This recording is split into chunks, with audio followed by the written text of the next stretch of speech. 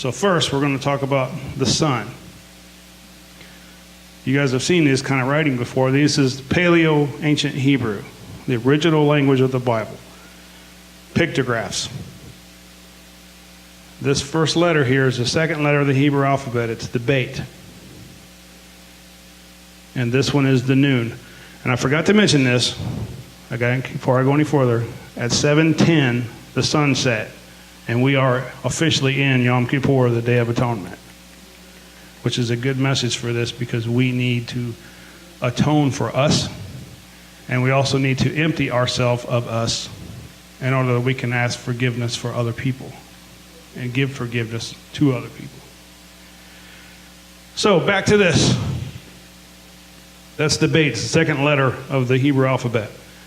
It is actually the house, the home. There's one door right there, 4 walls and a door. And this is the Nun. It's actually a sprout or a seed. So it's the letter B, N, Ben, which is the word for sun. But in the picture language, this is the house, and a seed is something that continues. It grows. So it's the house that continues.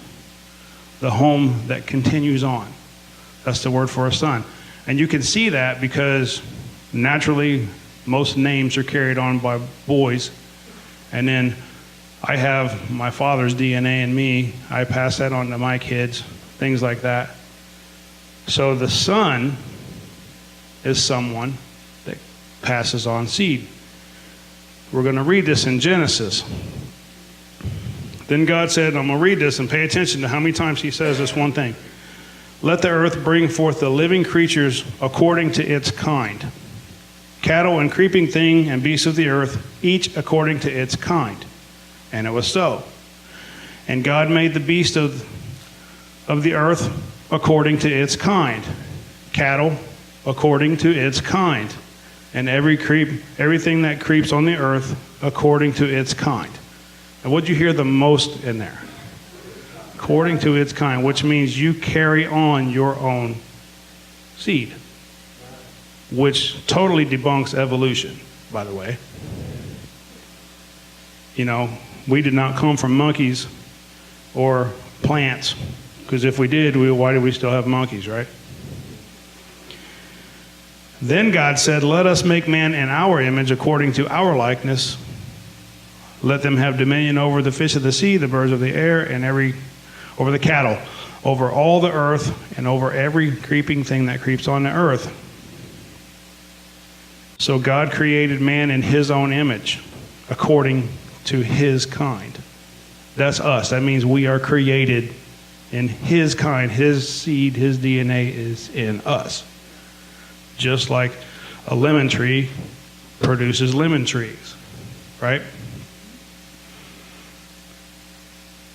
In the image of God, he created him. Male and female, he created them. God blessed them, and God said to them, be fruitful and multiply, fill the earth and subdue it. Have dominion over the fish of the sea, the birds of the air, and over every living thing that moves on the earth. So the point of that whole thing is, the raw, natural, biblical definition of the son is someone who continues the house. Continues the role of the father, naturally and spiritually. So as men, as I am, I continue on him. I continue his name. I continue his DNA through me.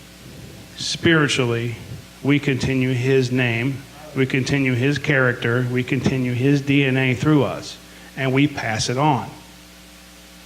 That's what we do. If you have a cornfield and there's corn stalks out there and you don't go grab the seed off of it and replant it, it will rot and die. It becomes worthless.